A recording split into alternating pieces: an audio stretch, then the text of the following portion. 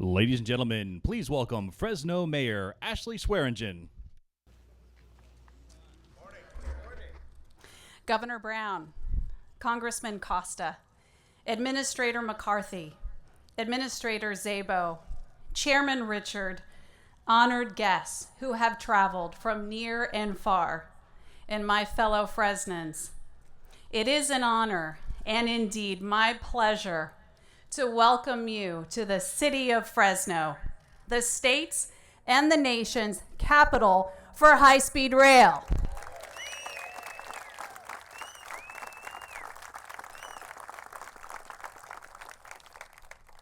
Today's ceremony marks a significant point in time for the city of Fresno, the state of California, and our nation.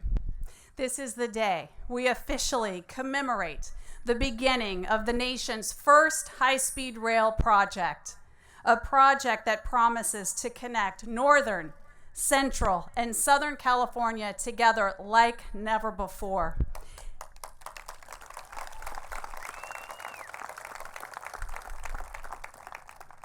And this project establishes Fresno as the central cog, the essential connecting point for Northern and Southern California. This is a day that has been in the making for over 30 years.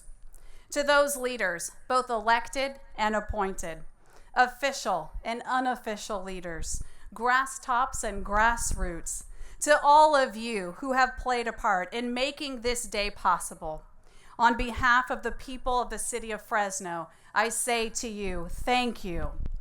Thank you for your dedication, and thank you for your perseverance. And most importantly, on this celebratory day, I say congratulations. Now let's get it done.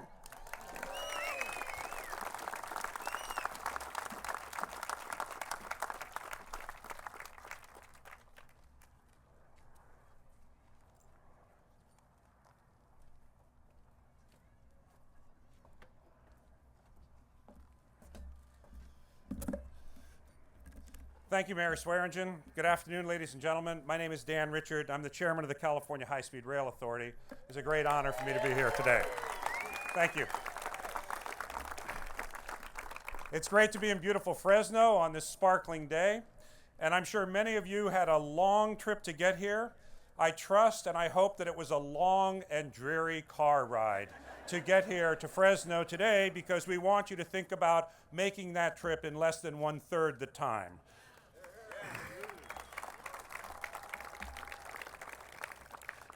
Today we're gathered here to celebrate a demarcation, a new phase for the high-speed rail program in California.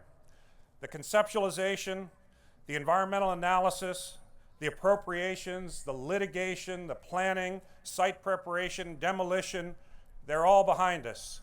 Now we build.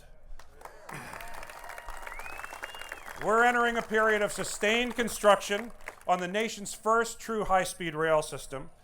And for the next 5 years here in the Central Valley, and for the decade beyond that, we will be building across California. But today is also a celebration of the countless individuals, you folks here, who've gotten us to this point through your hard work and determination. Nothing gets built in our country without thousands and thousands of hands taking part. And we celebrate your work here today. And it's also a celebration of the renewed spirit that built California. Our citizens voted for this project and they support it today. Their elected representatives and others in government have been carrying out the will of the people, and the people have understood from the start that high-speed rail is a necessary endeavor to improve our state's connectivity, protect our environment, and spur our economy in the 21st century. So to that end, I'd like to take just a moment and recognize some of the key dignitaries in our crowd today, and I'll be introducing the speakers later in the program. But accompanying Governor Brown today is the First Lady and Special Counsel, Ann Gus Brown. And with her, by the way, is the Governor's Executive Secretary, Nancy McFadden, and I just have to say, at the beginning of the Brown administration, the Governor asked those two women to delve into the issues in high-speed rail to help him make the decision to go forward with this program, and we thank you for your work on that. We are also very proud today to have representatives from here in the Central Valley.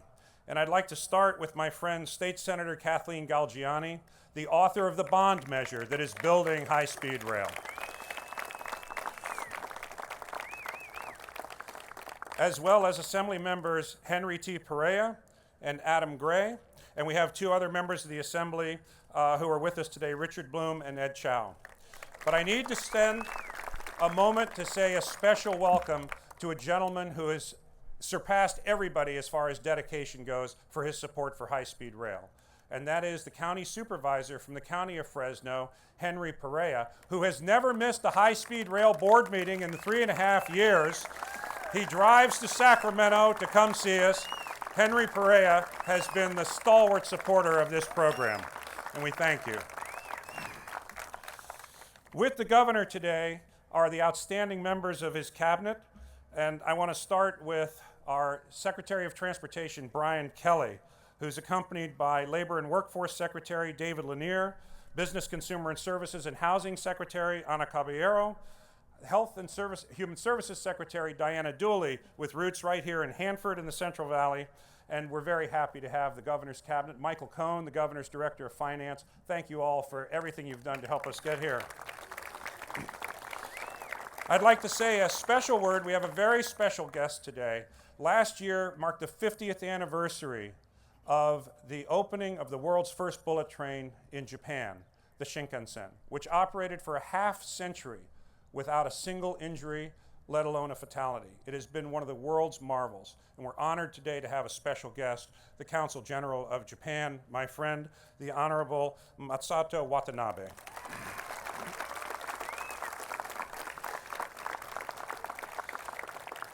I want to take another moment to honor the men and women of the labor organizations. I will tell you that when it came time to work with the legislature, it was the yeoman's work of the people in organized labor and all the men and women they represent. And I'd like to specially recognize Art Pulaski, the head of the California State Federation of Labor, who's right here, and all of his colleagues, the operating engineers and the carpenters and everybody else who did this. Let me take a moment to acknowledge the yeoman's work of my colleagues on the High Speed Rail Authority Board.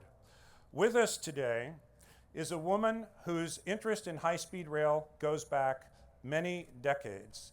Lynn Shank, as the young Secretary of Business, Transportation, and Housing, brought the idea for high-speed rail in the first Brown administration. As a member of Congress, she wrote the legislation that established the nation's high-speed rail corridors. She is the mother of high-speed rail, Lynn Shank. Thank you very much. And very quickly, my colleagues, Tom Richards, our vice chair from right here in Fresno. This man has done more. Give him a round of applause. He is just an outstanding citizen of Fresno. We're fortunate to have him on this board. Mike Rossi made sure that our numbers are right. And if you don't believe me, just sit in a meeting with him. As well as our other board members who are here, Catherine Perez Estelano and Thea Selby. And I want to acknowledge Jim Hartnett, Rick Frank, and Pat Henning, who couldn't be here. And we have former board members who carried this program forward during the toughest and darkest times. Rod Diridon, Tom Umberg, who did just tremendous work for this. Richard Katz, Kurt Pringle, Bob Balganorth, and Ed Graveline is also here. And finally, let me just acknowledge our CEO of the California High-Speed Rail Authority, the former head of Caltrans, a man who has built an extraordinary team of men and women who are actually going to build this project. We've got the finest team anywhere, and it's headed by Jeff Morales, the CEO of the California High-Speed Rail Authority. Jeff and his team have our full confidence. So very quickly, although we're here in Fresno today, this is truly a statewide program. We're not just building here, we're working in Northern and Southern California. We've got a fantastic group of elected officials here, of transportation officials from around the state, environmental advocates, and so forth. And all of them see the need of California to invest in high-speed rail. But you know, standing behind me are representatives of the two most important groups right now. The men and women in the hard hats are the people who are going to build this project with their own hands.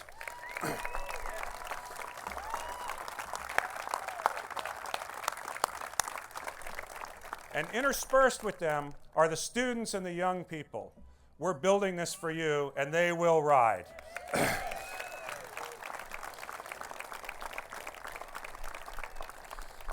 So I'm going to go very quickly here. And so the past 2 years have been full of successes for our pioneering effort on high-speed rail. We've secured continuous predictable funding thanks to the governor and the California legislature. We've completed 2 of the most extensive environmental documents ever completed for any project in California, stood the test of legal challenges, and we've reached critical agreements with entities at all levels of government throughout California. And while this event marks the beginning of construction in the Central Valley, we're also moving forward with the electrification of Caltrain, an investment that'll bring tremendous benefits in Northern California, thanks to our partnership with Caltrain, MTC, and I think Steve Heminger is here from MTC. And we're joined today by leaders from Southern California, where we're bringing high-speed rail into the LA basin, moving forward rapidly. Don Sepulveda from LAMTC, and also I want to acknowledge Los Angeles City Council member Tom LaBonge, who's been a stalwart supporter of high-speed rail in LA.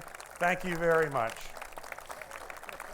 And further south, we just had the opening of the first high-speed rail station in California in Anaheim at the ARTIC, the Anaheim Regional Transportation Intermodal Center. It's the genius of Kurt Pringle and also Lucy Dunn from the Orange County Business Council, and thank you very much for your leadership on that. So with all this progress, today seems like a perfect occasion to recognize those who've helped get us here with a groundbreaking ceremony. And I just want to say thank you to all of you. For all of you who are legislative staffers who worked on this, lawyers who worked on the environmental work, engineers at Parsons Brinkerhoff, the construction people at TP, Tudor Perini, Zachary Parsons, all of you representing America's and international companies who've worked on this, all the people who've helped us get here today, this is for you. Thank you very much.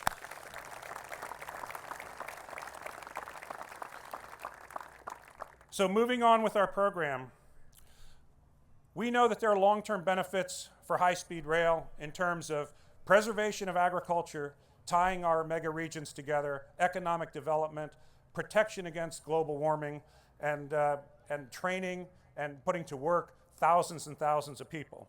But this is really about future generations. And it's encouraging to me and all of us that young people, the millennial generation, are some of high-speed rail's most ardent supporters. Today we have 2 of those young leaders with us. So it's my pleasure to introduce Bianca Rodriguez and Michael Lomio, who are here today. Bianca is a senior civil engineering student at Fresno State and an organizer of the I Will Ride campaign for Fresno State. Michael is a senior economics and political science student at UC Merced and the organizer of the UC Merced chapter of I Will Ride. Michael and Bianca, welcome.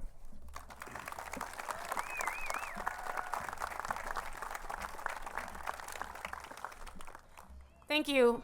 My name is Bianca Rodriguez. I'm an engineering student at Fresno State in my final year. I also lead the I Will Ride Fresno chapter here in the Valley.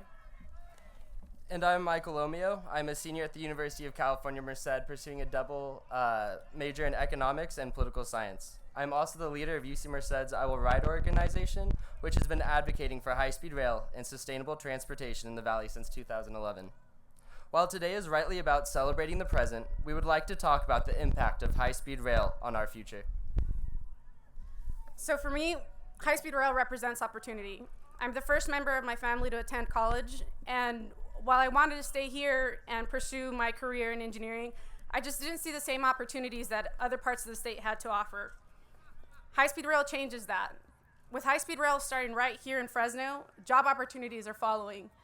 Last year, I started an internship with a civil engineering firm here in the Valley.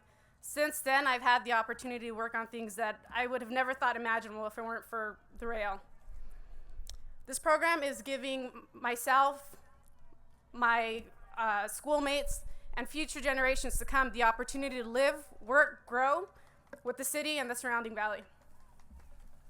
As Bianca said, high-speed rail is about our future. It is creating new opportunities in our community, and it is growing our economy. But high-speed rail is also an opportunity for California to lead the way on transportation, which is very important for the long-term well-being of our state. We are supporting high-speed rail because we want more choices, particularly sustainable choices. The actions of our generation are showing elected officials that sustainable transportation is important to us.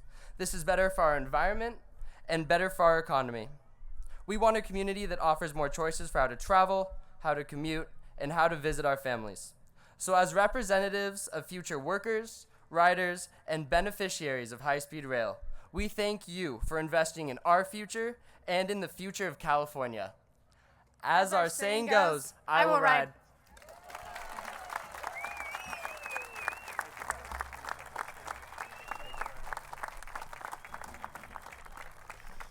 If that doesn't give you faith in the future generation, nothing will. Thank you both. Our next speaker has been one of the region's most steadfast, passionate, and effective advocates for high-speed rail.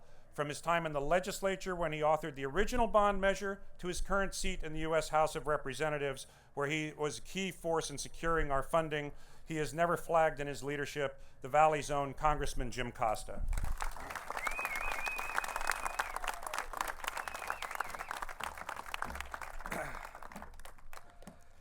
Good afternoon.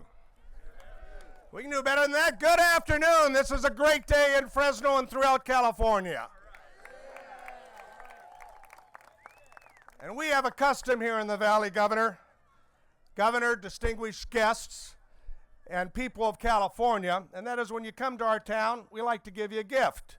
So for our governor and for the EPA administrator, we have some great wine that's grown and made here in the Valley, along with almonds that I grow and a lot of other good, healthy fruit products that make this valley and this state the #1 agricultural state in the nation.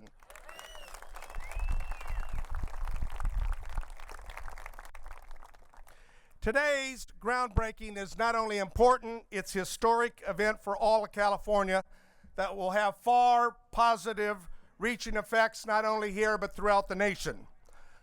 The words that we speak here today will little be remembered 100 years from now, but the results of our actions will have a profound effect on California's future, as did the completion of the Transcontinental Railroad in the 19th century.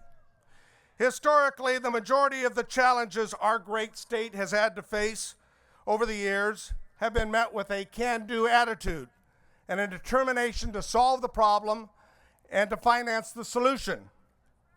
Beginning with the construction of this transportation system, it should remind all of us that the accomplishments and investments our forefathers made in our infrastructure during the 19th and 20th centuries did not come without a great deal of hard work. Today, in California and across America, citizens from all walks of life are wondering, are we capable of making similar, serious investments for future generations?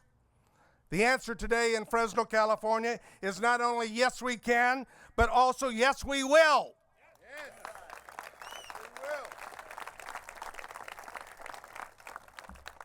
For the next 5 years and into the future, the economic benefits of this project will have a transformative effect on the valley, and it will bring jobs to a region of this state that desperately needs them. And as the system is expanded over the next 20 years, it will provide similar economic benefits throughout our state. One thing we know for sure is that the social and economic benefits that will be generated throughout the entire state of California in the 21st century will be profound and they'll be significant. Notwithstanding the controversy this project has attracted in recent years, much like other major infrastructure projects throughout our history, such as the Golden Gate Bridge and numerous water projects, whether it be the state or the federal water projects, guess what? We persevered and we completed them. Yeah, that's right. And it's due to these collective efforts that we are here today to begin construction on this project that has international significance. And that's one of the reasons that high-speed rail companies throughout the world are focusing on California, and they want to participate. As the author of the legislation that Governor Wilson originally signed that began the initial study of the efforts on whether or not high-speed rail could work in California, and the author of the first bond measure in 2002, I, like many of you here today, have worked for many years on this project. So credit must be given to where credit is due, to those champions that Dan Richards, our chairman, have singled out, because they deserve that recognition. But there are also some folks that I need to touch upon. Not only the High Speed Rail Authority's current board, its staff, Dan Richards and Tom Richards, the Richards twins that were separated at birth, but also Mike Rossi and a lot of other good people working for the governor. And members of the state legislature, my friends, Kathleen and Henry and Adam and Richard and Ed, whose support we will count on. Members of the legislature, the Obama administration in Washington, and our mayor of Fresno, who took a lot of criticism, but always withstood it because she knew it was the right thing to do.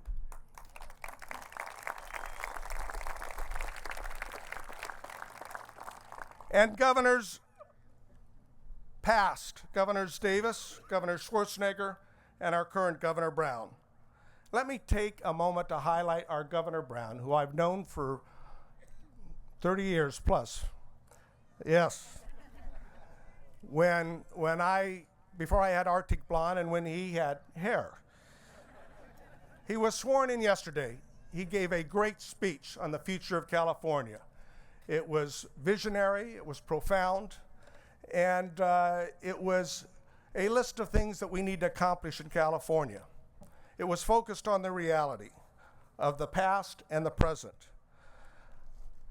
Governor Brown, without your vision, without your steadfastness, and the commitment to do big things, we would not be here today.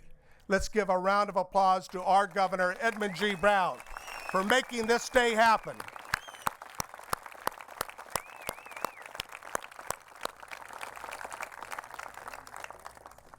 Governor Brown, we thank you today and tomorrow on behalf of future generations of Californians to come. For the last 2 centuries, the secret of California's success has been our ability to make our dreams become a reality. So today is important because it shows that we can come together in a bipartisan fashion to plan, to invest, and to build the future of the state of California. That's what we are doing today. This is essential if we are to keep the California dream alive.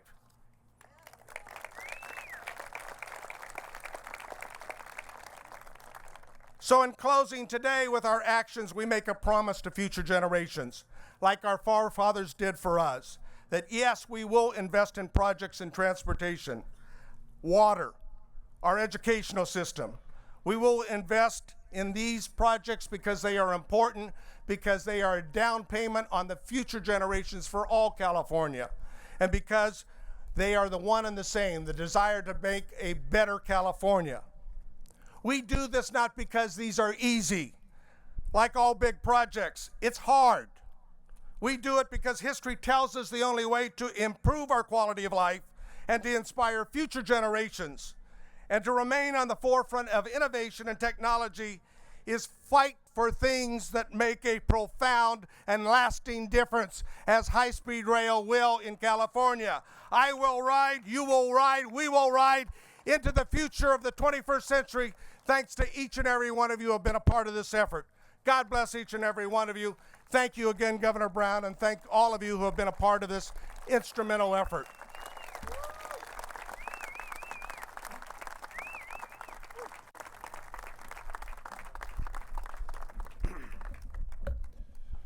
Thank you, Congressman, for those passionate remarks. The Valley is lucky to have you as their representative. Thank you so much. Now, this is the largest infrastructure project, not just in the state of California, but in the United States of America. And we are committed to make sure that the benefits that come from building this project are spread as far and wide as possible. And to that end, My colleagues on the High Speed Rail Authority Board established a 30% goal set aside for small businesses. Here in the Valley, that will be $1.8 billion going to small businesses to help them over the next 5 years and to grow the economy in California. To date, right now, more than 190 small businesses are working on the statewide program. Representing those many small businesses today is Debbie Martinez, who co-owns Martinez Steel with her husband, Joe. Martinez Steel is a certified Hispanic-owned micro-business, as well as a certified disadvantaged business enterprise. They're based in Fontana, California, but they've been contracted to provide the rebar, the steel, for the high-speed rail project here in Fresno and Madera counties. Please join me in welcoming Debbie Martinez.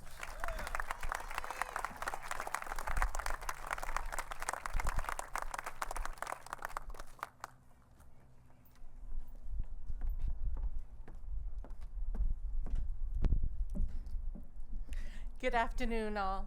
My name is Debbie Martinez, and I own Martinez Steel Corporation along with my husband, Joe. Our company has been fabricating and installing the rebar that is currently being used on the construction from Madera to Fresno. Although the work is starting in Fresno, the benefits are already being felt all over the state, all the way in San Bernardino County, where our small business is based. We are pleased to join you in celebrating this project and the opportunities it is giving California small businesses. We founded our company in 1994 and have seen good times and bad.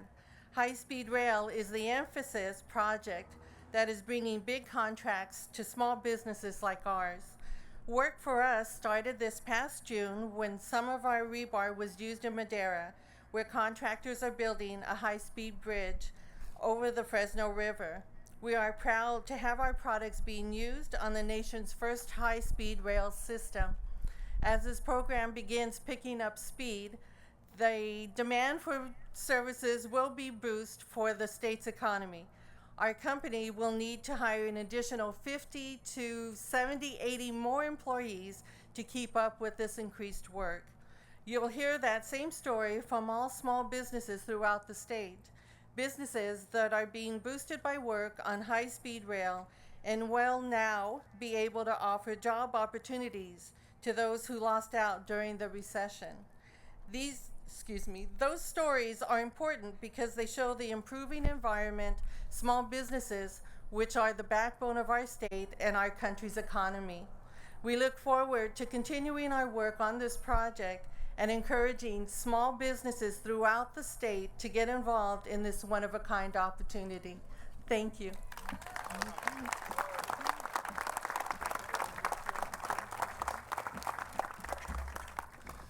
Thank you very much, Debbie, and congratulations to Martinez Steel and all the small businesses who are part of this endeavor.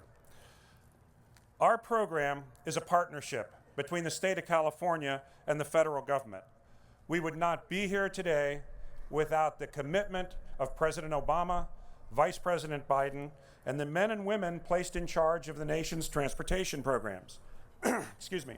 The stimulus bill in 2009 contained $8 billion for the president's vision of a national high-speed rail network. Today, we are honored to have the administrator of the Federal Railroad Administration, Joe Szabo. The FRA has been a steady partner with us. Indeed, the money that we're spending today is provided in large measure by them. Administrator Szabo, thank you for being here and for all you've done to make this day possible.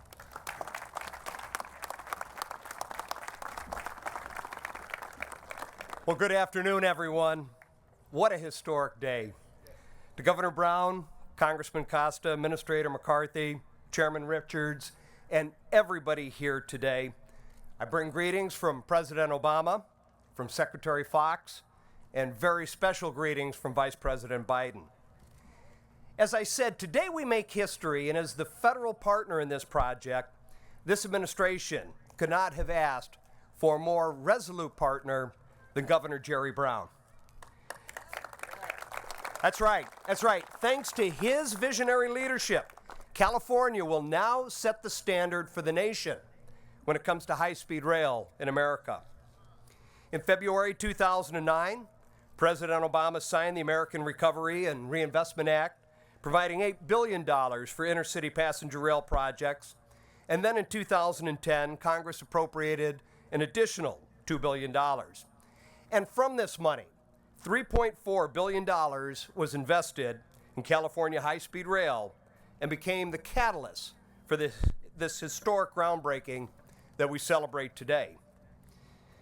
But this investment alone wasn't enough. And so we're really here today because of Governor Brown's leadership and how he transformed a vision into reality. And you know, when you take a look at historic transportation projects like the Golden Gate Bridge or the Panama Canal, countless others if you read your history, the naysayers are all long forgotten. It pays to be on the right side of history. That's right. That's right. It pays to be on the right side of history because we remember the courageous leaders with the fortitude to weather the storms and prepare for the future. By the year 2050, 100 million more Americans will call our country home, and we have to have an efficient, cost-effective, environmentally responsible way to move them. Rail is the mode of opportunity, and its benefits simply cannot be ignored. 2 railroad tracks can carry as many passengers in an hour as 16 lanes of freeway, and in a fraction of the space. The California high-speed rail train will not only serve the state of California, but ultimately it will serve as a backbone to a Southwest regional high-speed rail network that will be a model for high-speed rail development across the country. It'll reduce congestion, improve air quality, and promote economic development. And right now, it is bringing good-paying jobs to California.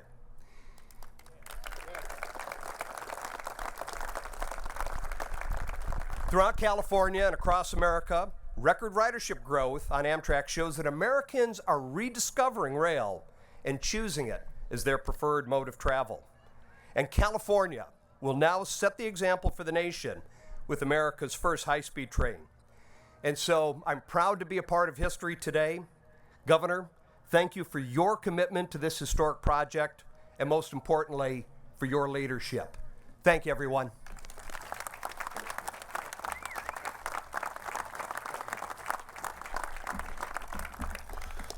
Thank you, Administrator Szabo, for your leadership, and we wish you the best in your future endeavors. Not only are we building for the future, but this program will have an immediate impact on employment, especially here in the Central Valley, which remains hard hit after the economic decline several years ago. The jobless rate here is twice the state's average. We are going to change that. Our next speaker represents the highly trained men and women who will build this system.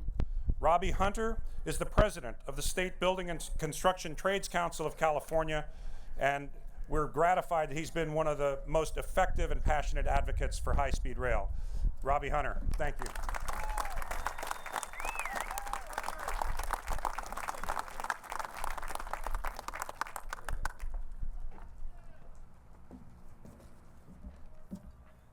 Good afternoon, residents of Fresno, and good afternoon, Governor. On behalf of the California's 500,000 skilled building and construction trades workers, it's a great honor to be here today for this historic groundbreaking of this great new infrastructure project. For over 100 years, we, the California building trades, have built California's infrastructure from the Golden Gate Bridge to the community college system to the dams and aqueducts that store the water for this state. Today we launched construction of the greatest infrastructure project that has ever been built, not only in California, but in the history of this nation.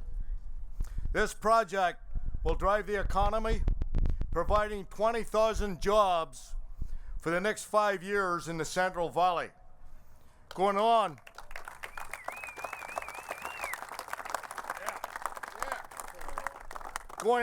to provide an excess of 66,000 jobs annually statewide over the next 15 years alone.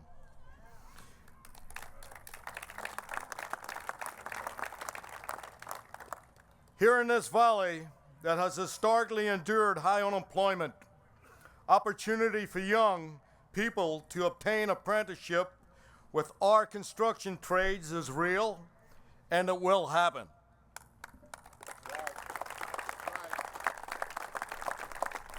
The residents of this valley will build this project with this. We, the building trades, commit California high-speed rail will be built using a streamlined, well-trained workforce, built once, built right, in the least amount of time, and under the lowest bid.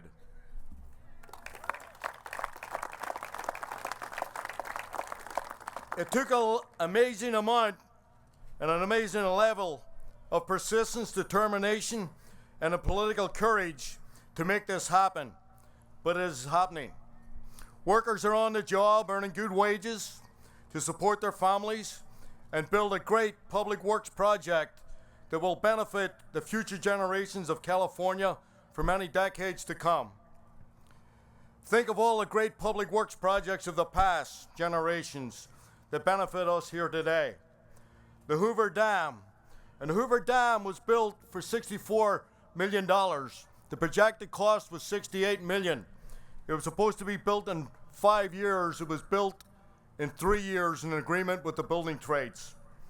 Today, that project is just as good as the day it was built almost 100 years ago.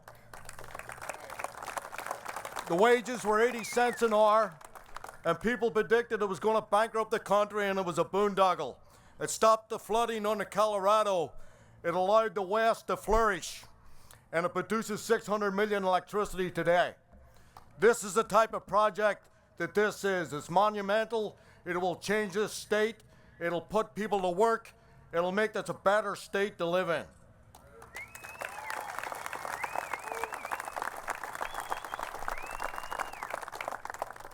This project is a combination of the same type of effort and courage of leadership and support of working families, and thanks to the leadership, determined leadership of this governor that has not hesitated to lead to make California a better place. High-speed rail is going to happen, and it's going to start today. Okay, I gotta say, and you can tell by the brogue, that the Irish have been long involved in building the railroads. Hey, I'm local, Harry. I've lived here for 30 years. We've been involved in building the railroads in this nation forever. And there's an old Irish song that says, in 1865 in Kansas City, I arrived to work upon the railroad. We don't need to go to Ireland for the workers today. The workers are right here in this valley. We're going to put them to work, and we're going to build the greatest high-speed rail, not only in this nation, but this world, and we're going to drive this economy. And thank you to the residents of Fresno for today.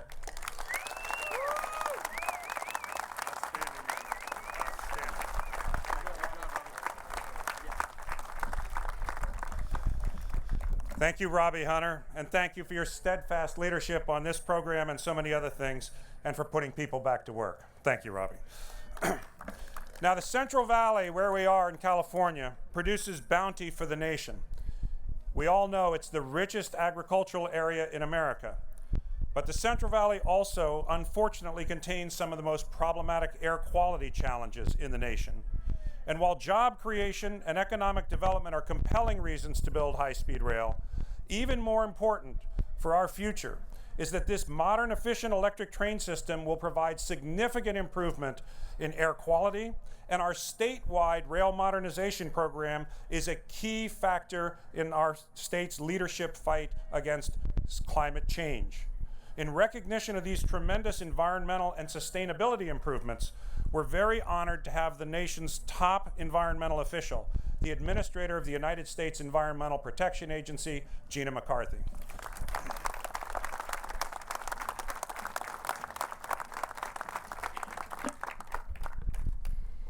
You know, Mr. Chairman, thank you for the invitation, but you look even happier than my sister who's waiting on her first grandchild.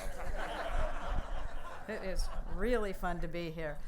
Mayor, where are you? Oh, there you are. It's great to be back in Fresno. I can't say that it's the main reason I'm here, but it's a great reason to be back again. The main reason is it's snowing back in D.C., so I just wanted to be clear. That's not true. That's not true. This is actually the main reason to be here. Congressman Costa, your passion comes in so many different ways every time I see you, and I thank you for your leadership for the Valley, and I thank you for your leadership in Congress. We will need you, so let's make sure we keep you. And Administrator Szabo, thank you so much. I am so honored to be part of President Obama's leadership team with you and with Secretary Fox. It's great to be here. I also want to take a moment to recognize Jared Blumenfeld. Jared, where are you? Oh, he's hiding in the back. Jared is our regional administrator here for EPA. He is the eyes and ears of EPA, but he is the passion of this state. And he lives and breathes these types of projects, and I thank you for his tremendous leadership, Jared. Thank you. Governor, I am also here to celebrate you, not just this great project. California has been a leader in my world for so long. All I do is chase it.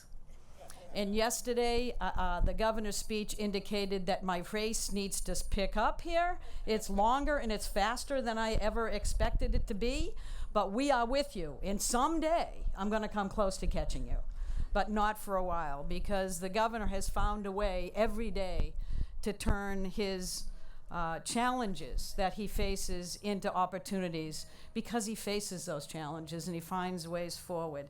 And I thank him for his tremendous leadership, because I know I am actually here to celebrate this incredible groundbreaking event, because a lot of folks have talked about the benefits of high-speed rail for California and the local economy. But the benefits of this project go so far beyond that. It's also a groundbreaking event that has huge implications for protecting our health and our climate. High-speed rail plays a critical role in a sustainable future for all of us, where we can grow the economy, expand opportunity, and protect public health and the environment all at the same time. Folks in this region, they know that the Central Valley faces some serious air quality challenges, as Dan has indicated. For the state of California, addressing the pollution from the transportation sector is a really big part of addressing the pollution challenges across the board. Poor air quality is linked to increased rates of asthma and other respiratory ailments. And in the Central Valley alone, 1 in 5 children have asthma. That is twice the national average. This has to stop. We need to make the commitment to turn this around, and this project is part of that sustained commitment. High-speed rail can help clean up our air and anchor a 21st century transportation system that these kids deserve to have. Thanks to high-speed rail, by 2040, vehicles in California will drive almost 10 million fewer miles every day. Every day. Who wants to drive anyways? Take a train. High-speed rail gives travelers an alternative to driving or taking flights. Do you realize, and you probably do better than I, that 1 out of 4 flights get delayed between LAX and San Francisco? By 2030, projected growth in California air travel will be cut as a result of this project. It will be cut in half. Who wants to fly anyways? Take a train. Fewer cars, fewer plane rides. Cleaner trains mean cleaner air, and that means avoiding millions of tons of greenhouse gas emissions that drive climate change. By 2030, thanks to high-speed rail, California will cut greenhouse gas emissions by at least 3.5 million metric tons. And the state will also cut other dangerous pollutants, like smog and soot, by 13,500 tons. Take a train. High-speed rail is good for our health, it's good for our climate, and it is so good for our economy. You know, it is great to be back here because this isn't the first time that we've worked together, nor will it be the last time. But this high-speed rail will be a key piece, as we heard from Robbie, of job creation and strengthening communities in this region. You know, the Irish make pretty good public servants as well. I just wanted to point that out. But one of the really cool things you might not know about this project, because it hasn't been mentioned, is that the cranes and bulldozers that you see here are EPA Tier 4 vehicles. You know what that means? That the EPA diesel engines are actually going to be the cleanest available on the market today. They didn't need to do that. They made that extra commitment. Because if you want a high rail transportation system that's going to be good for everybody, the construction of that system also needs to be good for everybody. Nobody is going to be disbenefited by this project. So this administration will continue to work with states and will continue to work with the passenger communities. We're going to build a rail network that will connect 80% of Americans to high-speed rail in 25 years. That's the goal. And if we can all do what Governor Brown is able to do, is not just envision that, but make it happen, then all of us around the world will be better off today and will leave a future that we're proud of for our children.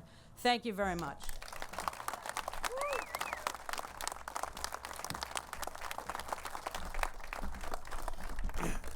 Thank you, Madam Administrator. I want you to know that Brian Kelly agreed with your comments about the Irish in public service, and he is an outstanding public servant.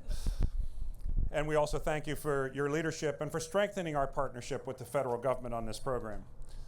We've heard a lot today about the benefits of high-speed rail and what it'll bring for California, and now we stand on the cusp of realizing that vision. Nothing like this gets done without leadership at all levels. But here in California, we know full well that one person's leadership was indispensable. Our governor, in embracing the people's vision for high-speed rail, put the full force of his office, the power of his voice, and his unstoppable energy into making sure this project could overcome the challenges that it faced. Finding a program in torpor and turmoil, he nevertheless committed to it, reinvigorated it, and has never looked back. Someday, when future generations reflect on this great endeavor and the benefits that it brought to our state, one name will stand out above all others. Ladies and gentlemen, the Governor of California, Jerry Brown.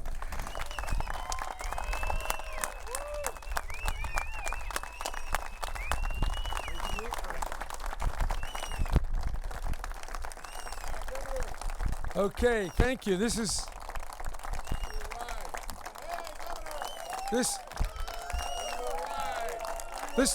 a little bigger than I'm used to. I tend to like smaller press conferences without so many people talking or praising everybody. But I do want to say, when I first was elected governor, I had some doubts about this project. And Lynn, you helped push, Lynn Shank, but also my wife Ann, who used to be a Republican. And when she said, no, you got to take this money and you got to build, the fact that she was a Republican gave me a lot of confidence, because I wasn't quite sure where the hell are we going to get the rest of the money. But don't worry about it. We're going to get it, and we've overcome a lot of obstacles. And everything, as you've heard, everything big runs into opposition. The Central Valley Water Project was stigmatized and attacked. In fact, California couldn't go forward. We were going to build, the state going to build the water project. We ran out of the money in the Depression, and we had to go to the federal government. So people do get pusillanimous. I wanted to use that word because that's the adjective I'm going to affix to all the critics. And you can go look it up right now on your cell phone. Look it up. It's right there. Pusillanimous means weak of spirit.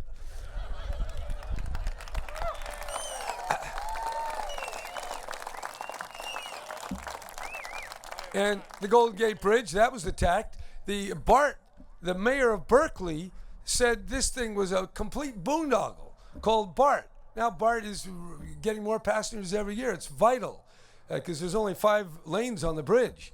And other than a boat, you got to take the BART to get across. So this is important. It's important. I have to say, why did I get so interested in trains? Well, I can tell you, the first time I went on a train, I remember it very clearly. It was 1943. My mother, who had asthma, wanted to go down to Palm Springs, kind of see if she could dry out a little bit and get rid of the asthma. As a matter of fact, she did. So we got on the Lark, and she and I rode down to Burbank, or Glendale, I think it was, and then we took another train to Palm Springs. You could get a train at that time. In fact, there were soldiers on the plane. I remember it very vividly. And there was camouflage as we went from Los Angeles into Palm Springs. And then we came back on the daylight. And I always remember those rides. I don't know, it got me at an early age, but I like trains. And then I went to Japan, and I rode the bullet train. And then when I was campaigning for president, I haven't really said this since my disastrous 1980 campaign, I got exactly 1 delegate from Wisconsin, a very bold 1 delegate. Madison, that was the only place I could get a delegate. Anyway, at that time, there was a proposal to put MX missiles on railroad cars and run them all around the country. So the idea was that the Soviets could never find them because they're always on the back of a railroad car running around and randomly all over the country. And so when I campaigned in New Hampshire, I said, we don't need to put missiles on a railroad car. We need to put people on a bullet train. Well, that was 35 years ago, and we're getting closer to putting people on a bullet train. I didn't know it was going to take this long. And it's still going to take long. I mean, it's a kind of touch and go. Am I going to make it for the end here? I don't like it when you say 5 years to get this one and 10 years to get, no, we got to get a little quicker than that. And I'm going to do everything I can to make sure we get there, because I'm setting these goals now. 2030. 2030, you may think that's around the corner, but I'll be 92 in 2030. So I'm working out, I'm pumping iron, I'm eating vegetables. I want to be around for the 50% reduction in petroleum, the 6 or 7 million electric cars, the 50% renewable energy. By the way, this train is going to run on 100% renewable energy. So,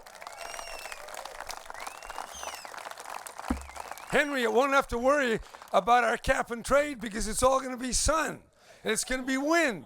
We don't have to worry about buying any allowances. Just get your good sun, and that oil price will come up again. And by the way, there'll be a big price on carbon by the time these trains start rolling. That's inevitable. So there's a real competitive advantage.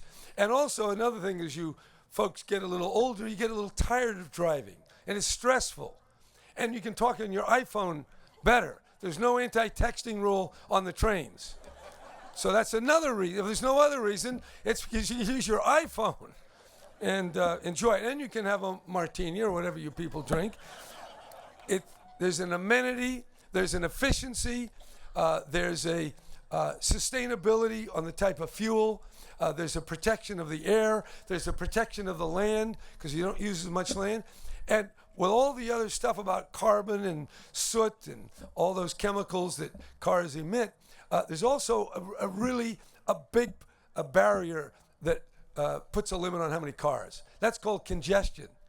You can only have so many lanes, and you can't keep paving over prime agricultural land, and you can't take property off the tax rolls any more than you have to. And if we get to our 45 million or beyond, and to be able to move people, you're going to need a train. It's going to be obvious. But you can't turn around and say, let's get one in 10 years. It takes a long time. We started this thing, I think it was 1981 I signed a bill for studying this thing. Wasn't it 81, 82? You were around, Costa. You the author of that bill? I think it was to do a study of the financing. So we've been talking about this 35 years, and they tell me we still got 15 to go. Well, I'm going to try to cut a few corners here and get it going. Freeing up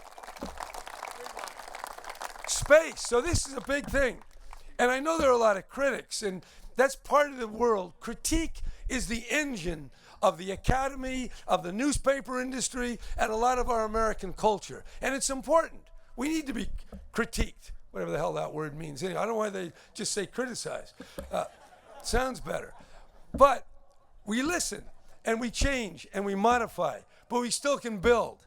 And we have to build. When you look at Europe and the stagnation, they're trying to do financial technology, find more ways of borrowing money, printing money. At the end of the day, it's not about paper. It's not about that way the Federal Reserve. That's important. But you got to put something in the ground. You got to get these building trades men and women doing stuff. That's what makes America, what makes the world go round.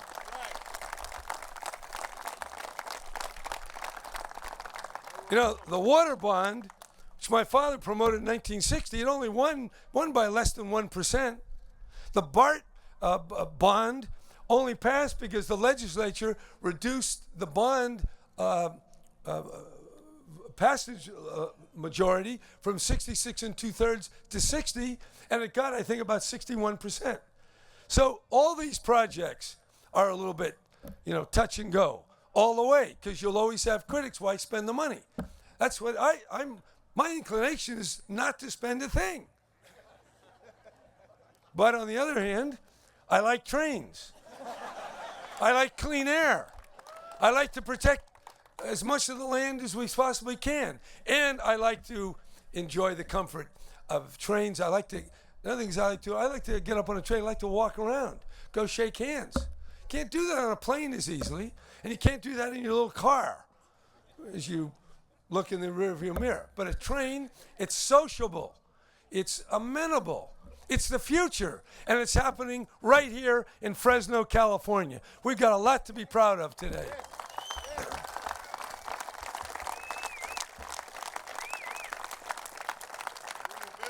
And I always think of how different Californians are. When I think of a San Franciscan, and then I think of a Modokian. They're different kind of people. People in San Francisco voted for me in the last election by 83%. People in Modoc gave me only 28%. So they see the world differently. But even in Fresno, although Fresno, I'm creeping up. I'm getting closer to 50%. The train, we're not going to go to Modoc, so I understand why they voted 28%. But we are going to go to Fresno, and we are going to go to Bakersfield, and we are going to go to Southern California, and we are going to Northern California. And that pulls us together, and we are one people. Whatever our differences are in our divisions, we do have a common destiny as Californians. And when we look back, all the great things we've done, we still have a greatness going forward. But you got to be able to build. People who found the first oil wells, the first who planted the first wheat fields, the people who built dams, launched the Liberty ships during World War II. 90 days, you could launch a whole ship, get it out of the water and going. I mean, we've been able to build things. It's not just about talk. It's not just about legislation. It's about men and women in hard hats actually making stuff that's complicated. And yes, it may fail. It may even get rusty. They may even get the wrong bolts occasionally. But we can fix them. And it'll be around for 100 years. And by the way, when you think of the money, California generates over $2 trillion a year. As Robbie Hunter said, this is going to be around 100 years or longer. 100 times 2 is 2,000 billion. Oh, this is 68 of that. It's not much, 68 over 2,000, whatever. It's not that expensive. We can afford it. In fact, we cannot not afford it as we look at building a future that really works. And one more analogy, and then I'll stop. And that is, as you know, I've had a lot of focus on the Middle Ages.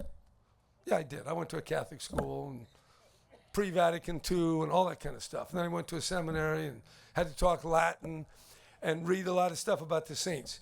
Well, one thing that always impressed me were cathedrals. What lasts when you go through Europe? And what is these great cathedrals? Chartres, Mont Saint-Michel. By the way, they didn't get built in a 4-year administration. It take 150 years. And as those building tradesmen I envision a guy in a wheelbarrow, whatever they had with their bricks or whatever they rocks, whatever they made with them. As he moved that wheelbarrow, he wasn't moving bricks. He was building a cathedral. And who was going to see it? Not him. It was his great, great, great grandchild. Well, it's going to be quicker this time around. But what is important is the connection that we are rooted in our forebears and we are committed and linked to our descendants. And the high-speed rail links us from the past to the future, from the south to Fresno and north. This is truly a California project bringing us together today. Thank you very much.